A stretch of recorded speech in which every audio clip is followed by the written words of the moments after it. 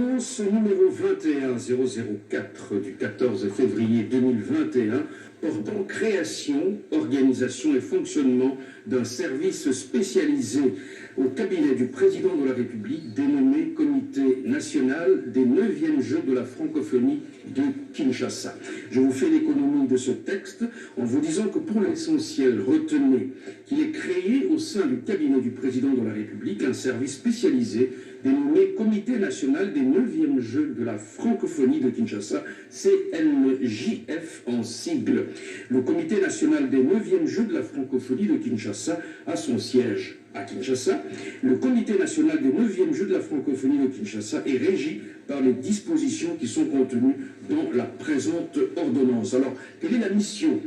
Le Comité national des 9e Jeux de la francophonie de Kinshasa a pour mission de préparer, d'organiser et d'évaluer toutes les activités relatives aux 9e Jeux de la francophonie de Kinshasa, et ce, conformément aux normes et principes d'orientation du Comité international des Jeux de la francophonie. Sachez ensuite que les organes du Comité national des 9e Jeux de la francophonie, et il y en a en fait 3, le Haut Conseil des Jeux, la Direction nationale des Jeux et les commissions spécialisées.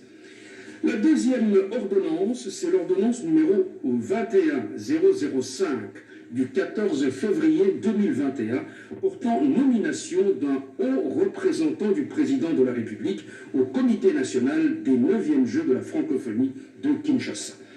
Le président de la République, vu la Constitution telle que modifiée par la loi numéro 11002 du 20 janvier 2011 portant révision de certains articles de la Constitution de la République démocratique du Congo du 18 février 2006, spécialement en ses articles 69 et 79. Vu le décret loi numéro 017-2002 du 3 octobre 2002 portant code de conduite de l'agent public de l'État, spécialement en ses articles 1 et 3. Vu l'ordonnance numéro 09003 du 30 janvier 2009 portant organisation et fonctionnement du cabinet du président de la République tel que modifié et complété par l'ordonnance numéro 19008 du 5 mai 2019, spécialement en son article 3. Vu l'ordonnance numéro 21004 du 11 février 2021 portant création, organisation et fonctionnement du Comité national des 9e Jeux de la francophonie de Kinshasa, spécialement en son article 5. Considérant l'impérieux besoin d'accélérer les préparatifs des 9e Jeux de la francophonie de Kinshasa au regard des contraintes et chronogrammes actuels, vu le dossier personnel de l'intéressé, vu la nécessité et l'urgence, ordonne. Article 1er. Est nommé au représentant du président de la République au Comité national des 9e Jeux de la francophonie de Kinshasa, M. Didier Chiyoyo Mboui. Article 2. Sont abrogées toutes les dispositions antérieures contraires à la présente ordonnance. Article 3. Le directeur de cabinet du président de la République est chargé de l'exécution de la présente ordonnance qui entre en vigueur à la date de sa signature, faite à Kinshasa le 14 février 2021, Félix Antoine Tshisekedi Tshilombo. Pour copie certifiée conforme à l'original, le 14 février 2021, le cabinet du président de la République, Guilain Nyembo Mbouizia, directeur de cabinet. Merci beaucoup, porte-parole, pour la lecture de ces deux ordonnances signées par le président de la République. Je rappelle que nous recevions sur ce plateau le porte-parole du président de la République, Tarsis Kasongo Mayamba, qui a fait la lecture des deux ordonnances et entré au Comité national des 9e Jeux de la francophonie. Le président de la République, Félix Antoine Tshisekedi Tshilombo, le président en exercice de l'Union africaine, a fait la restitution de la 34e session de l'Union africaine. Le chef de l'État, Félix Antoine Tshisekedi Tshilombo, était face aux ambassadeurs et chefs des missions diplomatiques accrédités en République démocratique du Congo au cours d'une soirée de gala organisée au Palais de la Nation. Et les images d'un premier lot des 33 bus a été remis officiellement hier samedi 13 février par le président de la République Félix-Antoine Tshisekedi Tshilombo à la Société de transport du Congo. Les détails dans ce reportage. Le transport en commun dans la capitale, un casse-tête pour les habitants de Kinshasa. Dans le souci de pallier à l'insuffisance des bus en circulation depuis 2013, le chef de l'État Félix-Antoine Tshisekedi Tshilombo, par le truchement du gouvernement, a fait la commande de 440 bus supplémentaires. Des engins roulants flambant neufs qui vont à coup sûr soulager la souffrance des habitants des trois principales provinces bénéficiaires, à savoir Kinshasa, l'ex-Grand Bandundu. Ces bus ont une capacité d'accueil de 50 places assises. Véritable bouffée d'oxygène pour Kinshasa, troisième grande ville d'Afrique sur le plan démographique, après Lagos et Caire, capitale d'Égypte. Présent à cette cérémonie, le gouverneur de la ville de Kinshasa a remercié le chef de l'État au nom des Kinoises et Kinois. Le DG de Transcom, bénéficiaire de cette nouvelle dotation, a salué la vision sociale et économique de Félix-Antoine Tshisekedi Tshilombo qui, à travers cette acquisition, vient de sauver le transport collectif à Kinshasa, autrefois marqué par la vétusté de son charroi. Devant les Kinois venus nombreux, acclamer celui a saisi l'opportunité circulation de ce premier lot de 330 bus. Le premier d'entre les Congolais a pris place à bord d'un engin pour s'assurer de sa fiabilité.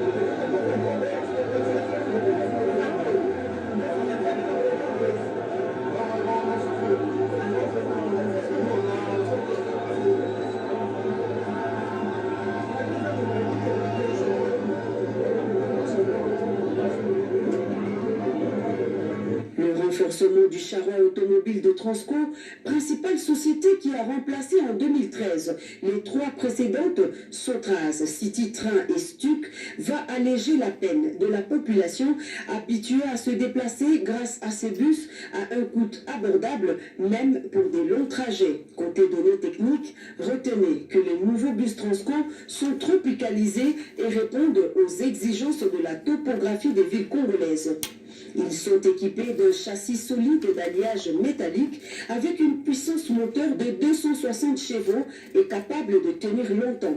Les Kinois sont donc appelés au civisme pour la protection et à l'utilisation responsable de ce patrimoine commun, fruit des impôts et redevances des citoyens congolais.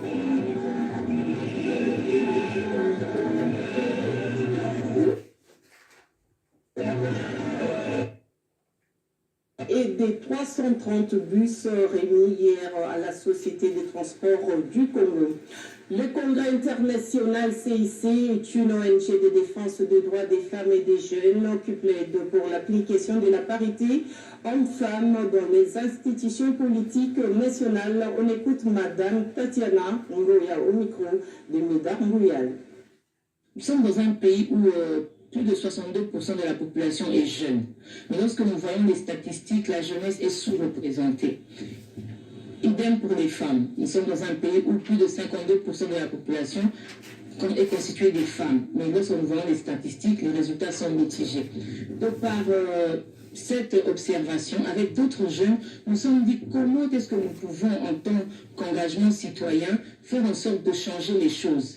C'est à l'issue de ce constat que nous avons justement décidé de créer cette structure. Vous le voyez, les statistiques. Le gouvernement sortant, on avait plus ou moins 17% des femmes. C'est une avancée par rapport au précédent, peut-être au scrutin. Mais on peut faire mieux. La Constitution est claire sur ce point, l'article 14 de la Constitution, qui dit que la femme a droit à une représentation équitable nationale, provinciale et même locale. Et l'État a le droit de veiller à cela, à la parité. Mais le résultat, ce n'est pas le cas. La RDC a signé, n'est-ce pas, la résolution 2250 du Conseil de sécurité des Nations Unies qui stipule que l'État, les gouvernements doivent impliquer les jeunes au plus haut point dans les postes de prise de décision. Mais ce n'est pas encore le cas. À l'issue, au vu de tous ces problèmes, un groupe de jeunes, femmes et hommes se sont levés pour dire à notre niveau comment est-ce que nous pouvons changer les choses, comment est-ce que nous pouvons bouger les lignes.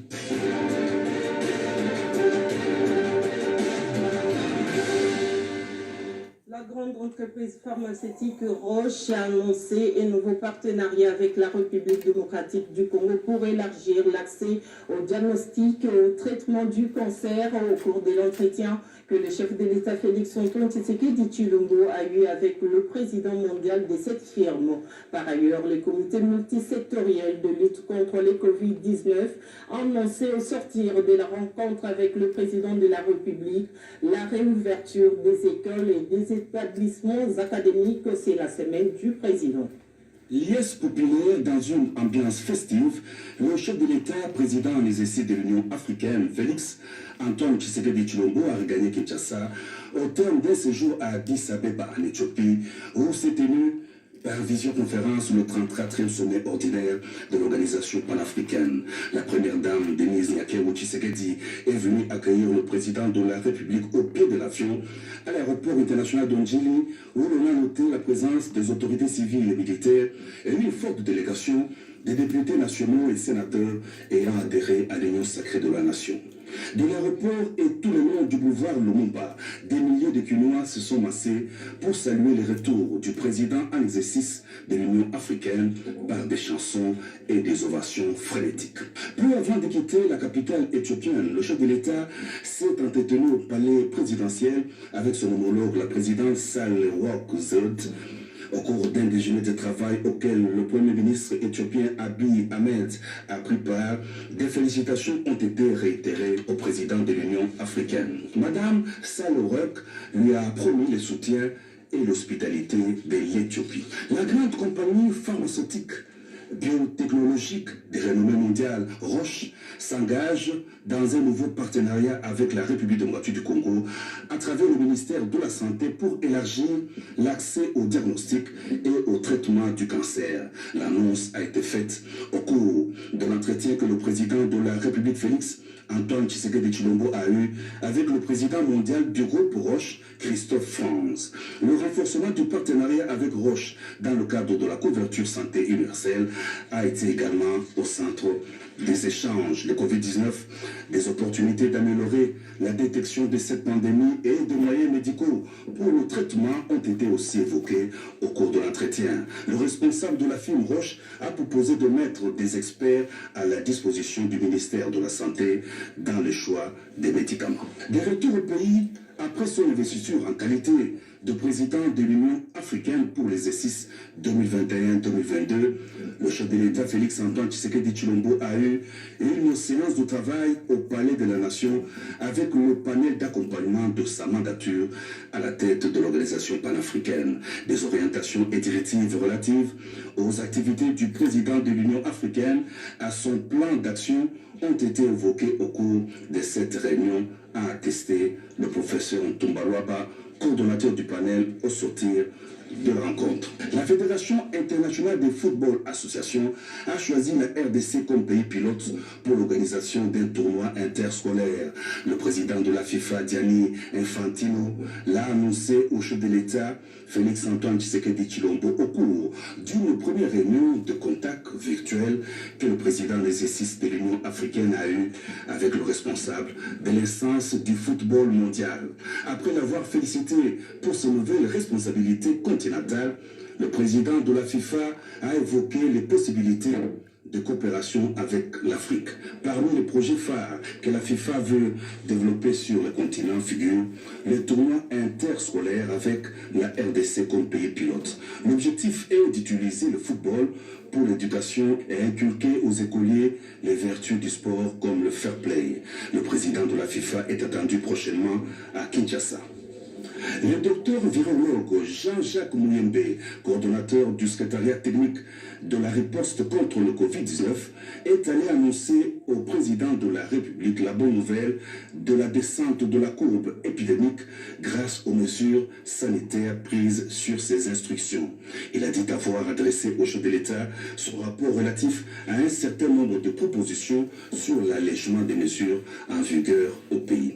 Reprise des activités scolaires et académiques le lundi 22 février 2021 sur toute l'étendue du territoire national. C'est la grande décision prise au cours de la séance de travail que le président de la République Félix Antoine Tshisekedi Tshilombo a eu au Palais de la Nation avec le comité multisectoriel de lutte contre la pandémie de Covid-19.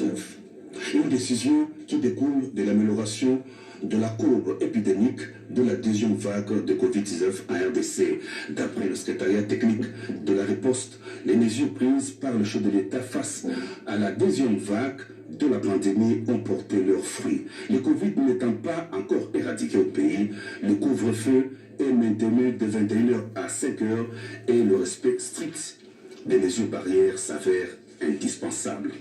La mise en place du gouvernement de l'Union sacrée est une urgence. La population attend beaucoup de ce gouvernement. Ce sont les propos du président de l'Assemblée nationale, Christophe Mbosso Nkodea, à l'issue de l'entretien que le président de la République, Félix Antoine Tshisekedi Tshilombo, a eu avec le nouveau bureau de la Chambre basse du Parlement.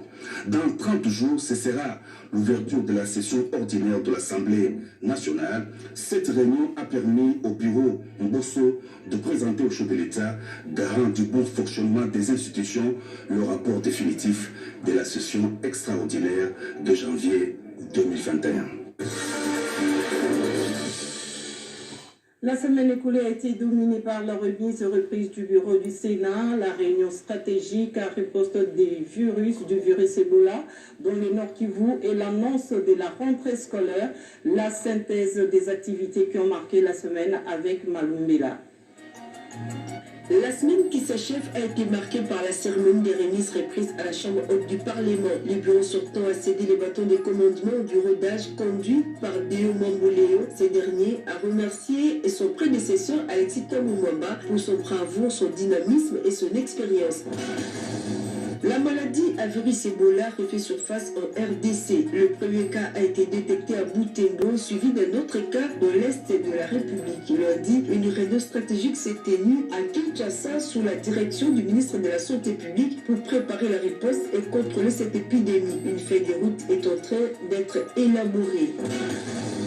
Enfin, ça y est, la date pour la reprise des cours est connue. Elle est fixée le 22 février prochain. Les élèves doivent se préparer à reprendre le chemin de l'école en respectant les mesures barrières contre le coronavirus. Il en est de même pour les étudiants, les enseignants et les professeurs. Pendant ce temps, le ministre de l'enseignement primaire, secondaire et professionnel a effectué la visite dans quelques écoles de la capitale Angers et de stimuler les responsables de ces établissements à aménager des conditions d'accueil. Le tronçon routier Uvira-Baraka devenu très dangereux, voire impraticable pour les automobilistes. 15 accidents de route ont été enregistrés en l'espace d'un mois sur la nationale numéro 5. Face à cette situation, le gouverneur de province du Sud Kivu a réuni les notables, les députés ressortissants d'Uvira et des Fizi, ainsi que les transporteurs pour trouver une solution palliative en attendant l'intervention du gouvernement central. Aujourd'hui, la traversée peut se faire en toute sécurité sur la rivière Ludi dans les Olomami face à la remise au service du bac préparé par l'office de route. Déjà opérationnel, ces bacs peuvent transporter les véhicules à faible tonnage, les motos et les vélos. Le pont jeté sur la rivière Mandembo, territoire de Tchéla, dans la province du Congo central, pont nouvellement conçu, a été inauguré par le ministre du Développement rural, ce qui va faciliter le trafic et l'acheminement des denrées alimentaires vers le centre de consommation. Le cardinal Laurent Mosengo Passigna a échangé avec la nouvelle équipe dirigeante de l'Assemblée nationale. Outre les félicitations, le pèlerin catholique s'est imprégné de la vision du nouveau président de l'Assemblée nationale, Christophe Mbosso Nkodea, pour conduire à bon port son mandat. Cette semaine a été marquée également par le démarrage de l'opération d'identification et de réinsertion des bandits à Kinshasa. L'ultimatum a été donné. Ces malfaiteurs ont plus ou moins une semaine, soit du 20 au 28 février, pour revenir à la raison et échanger leurs armes blanches avec les outils de travail. Une initiative de Jean-Marie Lukulassi de G24. Les femmes sont déterminées à s'impliquer dans la résolution des conflits fonciers qui sont très souvent à la base des divisions et de l'insécurité. Pour prévenir ces conflits, l'Union congolaise des femmes des médias UCOFEM, section Nord Kivu, a organisé un atelier de plaidoyer sur la problématique de la sécurisation foncière dans les territoires des Massissi au Nord Kivu. Les inégalités dans les industries extractives doivent être bannies et pour promouvoir l'égalité, Sarwa, cette organisation de la société civile, a réuni les femmes à Kinshasa venues de toutes les provinces de la République pour analyser les responsabilités de ces secteurs et faire valoir leur rôle comme des capitaux dans le développement du secteur minier et hydraulique. Dans la province du Nord Kivu, les agents de la RTNC demandent d'assister les orphelins et vulnérables dans les territoires des Massissi. Une assistance composée de vivres et non-vivres leur ont été remis par la délégation syndicale. Autre geste de générosité, c'est celle posée par l'épouse du chef de l'État à l'endroit des personnes démunies dans la province de l'Équateur, victimes de plusieurs catastrophes naturelles qui se sont produites l'année dernière. Plus de 80 agents et cadres de l'Office des voiries et drainages ont pris leur retraite. Une cérémonie de remise des attestations de fin de service et des cadeaux aux cadres et agents retraités a été organisée et présidée par le directeur général de cette entreprise. Et enfin, pour clôturer cette synthèse, l'accès des élèves malvoyants à l'écriture braille et l'épidémie de Konjo, ces sujets ont été au centre des échanges entre la ministre en charge des personnes vivant avec handicap et les ministres provinciaux de la province du Congo.